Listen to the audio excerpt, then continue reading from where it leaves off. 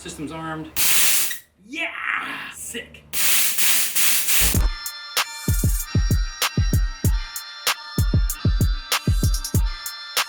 Here we are at TMI Products in depth. Do custom interior for my 67 Nova. So nice. Then the suede. Ooh. Whew. These seats are so much nicer than what I was sitting in. All I gotta say is, this is too nice.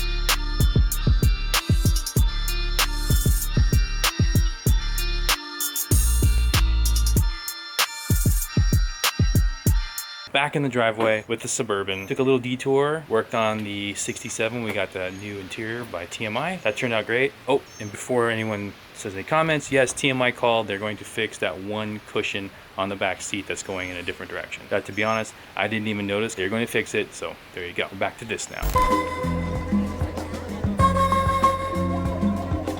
So what have we done so far on the Suburban? We've rewired it with a painless wiring harness and some gauges in it, and a glove box, put some door locks in it, put these 1552 and the Falcon Rubitruck tires on it. And today we're gonna do distributor.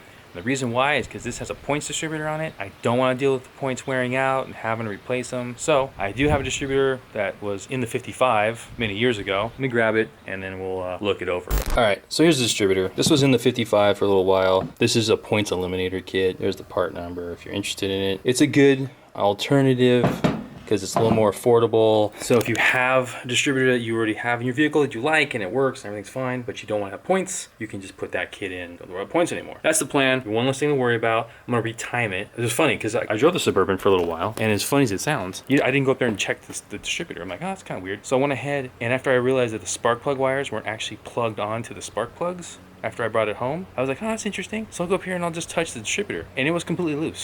So the plan is we're gonna have Gunner bump the motor over with the key. I'm gonna pull the coil wire off so it doesn't start and run. And then have him rotate the motor over. I'm gonna pull out the #1 spark plug, put my thumb over the hole. When we go in compression stroke, when it starts to come up, it'll push, we'll hear it, we'll feel it, the compression coming out. And then we're close to top dead center. Then I'll use a breaker bar if I have to bring it to this timing mark when we had 0. And then we'll check to make sure when we pull the cap off that the rotor is pointing towards #1. What's up, dude? So I have something for you to do today. I'm gonna give you the key to the Suburban, and what you're gonna do, I'll show you, is you're gonna turn it a tiny bit. Yep, turn it a tiny bit to get the starter engaged, and then rotate the motor, okay? Put you guys right here again. Here's #1. Ow! Okay. Look good, since they only got maybe a couple 100 miles on it. Let's make sure it's in neutral. Okay, so here's what you're gonna do. You go like this and go. That's it, okay?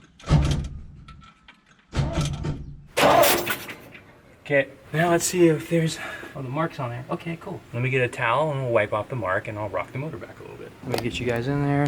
Don't know if you can see, but there's the timing mark. I just moved it ever so slightly beyond top dead center for 0. And we'll pull the cap off, and if everything goes right, that rotor should be pointing to #1. The reason why I'm doing this is mainly because that way I know exactly where we're starting from. We're gonna start down with 0 top dead center. Oh, what moves? I'll show you. So this black piece right there, that's the rotor. So what it does is when you're turning it over, it spins clockwise. This box right here, so it actually goes like this, and when it opens, that's what fires the spark plugs. But the reason why I was questioning is because that rotor should be pointing over here at #1 cylinder, not #2. We're just gonna put the distributor in as it sits and see if it runs. It should. And then we're gonna put this new old one in. Yeah, new old. I have to find a place to ground this.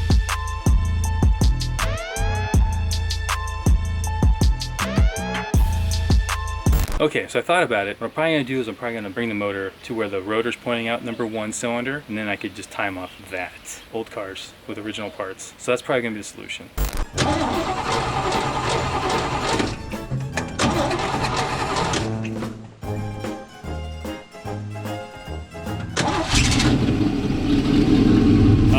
It runs in all its glory. Yeah, that's the reason why I didn't start, is because I didn't plug the distributor harness that actually has power going to it. I didn't plug it in. It's always those things. I changed the ground to the front of the engine. So that's much better. So that's the distributor install. Wasn't ideal. You gotta run into stuff like this. This is how this works out. Well, my OCD kicked in. I couldn't handle it. I went ahead and pulled the distributor back out of the Suburban, turned the oil pump shaft back, clocked the distributor so it goes back to number 1. I mean, it ran just fine as is, but more than likely between 1971 and 2019 when I got it, someone probably pulled the distributor out, didn't clock it right, and then just got the seat where it could, moved the number 1 spark plug around like the cap a little bit, and just ran it.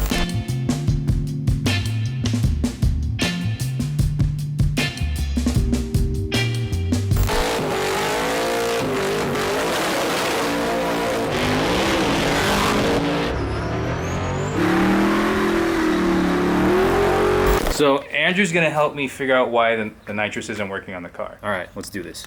All right, Andrew, so I'm gonna put you on the floor in my car, and then hopefully you can see. There's that like the black rectangular fuse box. That's right there. Right underneath that should be all of your nitrous stuff. Okay. Yeah, so you've got 2 fuses in there. Those should be your relay or your fuses for the nitrous stuff. So I think the lower one is going to be the actual nitrous solenoid, and then the upper one is going to be your purge button. Okay, so that's good to know. And then I have a question about the actual nitrous switch, which is right here, which has been just looped around the tach this whole time. Is it hooked up to a switch? Like yeah. A button? It's hooked up to a button. That might be your nitrous override. Override? Yep. So, like, if the nitrous isn't currently active, you hit that button and it is active.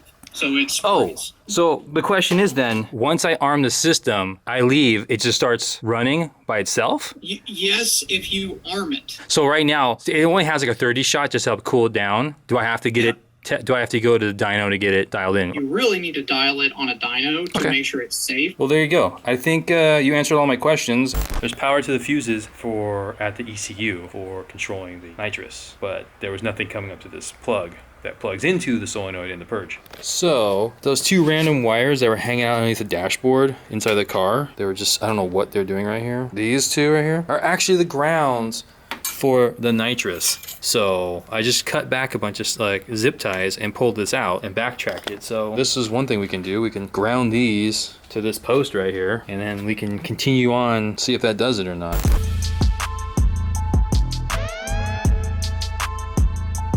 Thanks to Andrew helping me track down some of these wires and explain how these things were actually hooked up. Now I can fix this and get the nitrous working properly.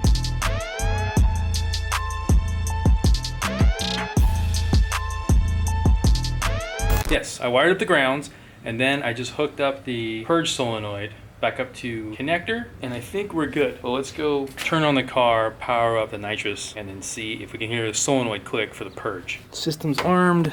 Now let's hear if we can hear the solenoid. Yep, that's good. So now we got this actually purging, so now I can test it out. Let's turn on the bottle, and then we can see if it works. System's armed. Yeah! Sick. That's awesome.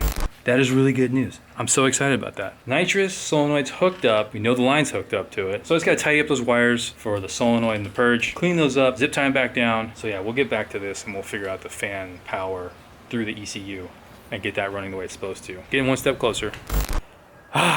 So yes, we're back here. Is this thing on? I can't see. I'm blind. Is it on? I don't know if it's on. Oh, it's on. Good. It's on.